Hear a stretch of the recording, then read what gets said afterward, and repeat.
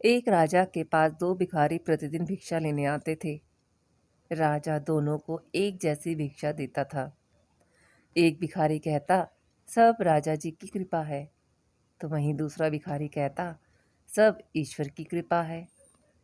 राजा को यह सुन बहुत अटपटा लगता था कि दान तो मैं देता हूँ और कृपा ईश्वर की कहता है। लेकिन अब ईश्वर से तो प्रतियोगिता कर नहीं सकता था।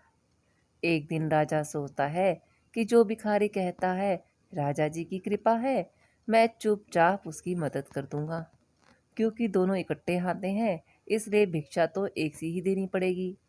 अगर एक को ज़्यादा दी तो मेरा भी नाम खराब होगा।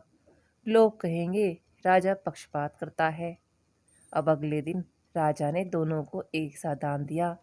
लेकिन जो भिखारी कहता है राजा जी की कृपा है, उस भिखारी को राजा कहता है कि तुम आज उस मार्ग से जाओ जिससे मैं रोज जाता हूँ। अब जब वह भिखारी इस बाग से निकल रहा था, तो वहाँ के फूलों की सुगंध, बाग की साफ सफाई देखकर मंत्रमुग्ध हो गया। वह सोचने लगा कि इतना स्वच्छ मार्ग, क्यों ना मैं आंख बंद करके चलूं, ताकि मैं फूलों की सुगंध को अच्छे से महसूस कर सकूं। अगले दिन जब वह फिर से भीख मांगने जाते हैं राजा के दरबार, तो राजा जी हैरान हो जाते हैं। राजा उससे पूछता है, तुमने कल बाग में क्या क्या देखा? तो वह भिखारी कहता है कि वहाँ की साफ सफाई और फूलों की खुशबू के कारण आधा रास्ता तो मैंने अपनी आंखें बंद करके पार कर लिया था, ताकि मैं फूलों की खुशबू को महसूस कर सकूं। राजा जी समझ जाते हैं कि रास्ते में रखी सारी सोने की मोहरें तो इसने आंख बंद होने के कारण देखी ही नहीं होगी। फिर भी राजा ने हार नहीं मानी। अगले दिन दोनों को अलग अलग समय पर बुलाया। जो भिखारी कहता था राजा जी की कृपा है, उसे पहले बुलाकर एक तरबूज देता है और दूसरे भिखारी को रोज की तरह जितनी भिक्षा देनी होती है उससे एक सिक्का ज्यादा देता है। भिखारी अगले दिन फिर से राजा के पास भीख मांगने आ गया। राजा उससे पूछता है, तरबूज मीठा था? भिखारी हाँ कह देता है। लेकिन राजा समझ जाता है कि तरबूज तो इसने काटा ही नहीं है।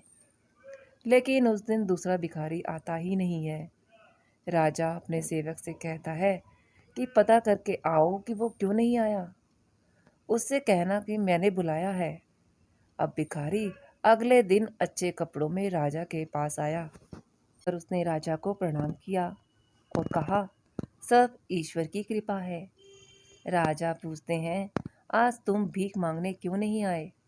तो उसने बताया कि जब आखिरी बार वह भीख मांगने आया था, तब आपने मुझे एक सिक्का ज़्यादा दे दिया था। मैंने सोचा कि चलो आज बच्चों के लिए फल लेता जाऊं। तब फल वाले ने एक बड़ा सा तरबूज सस्ते में दे दिया था। उसने बताया था कोई लड़का उसे वहाँ बेच कर आया है। लेकिन उसने बाद में देखा कि तरबूज बीच में से थोड़ा कटा हुआ था। कोई अच्छा ग्राहक इसे नहीं खरीदेगा, इसलिए उसने मुझे सस्ते में दे दिया। राजा समझ गया कि जो तरबूज मैंने उस लड़के को दिया था वो उसने बेच दिया। भिखारी ने आगे बताया कि जब उसने तरबूज घर जाकर काटा तो उसमें से सोने के सिक्के निकल आए और उन सोने के सिक्के से मैंने अपना घर, दुकान और बच्चों और अपने लिए सुविधा का सामान खरीद लिया। सब ईश्वर की कृपा है। उस दिन राजा का घमंड दोस्तों चूर चूर हो गया, जिसे वह चाहकर भी अमीर ना बना सका। और दूसरे भिखारी को ईश्वर ने एक झटके में ही अमीर बना दिया था। बाद राजा भी मान गया कि सब ईश्वर की कृपा के बिना कुछ भी नहीं हो सकता। अगर ईश्वर चाहे तो एक झटके में ही किसी का भी नसीब बदल सकता है।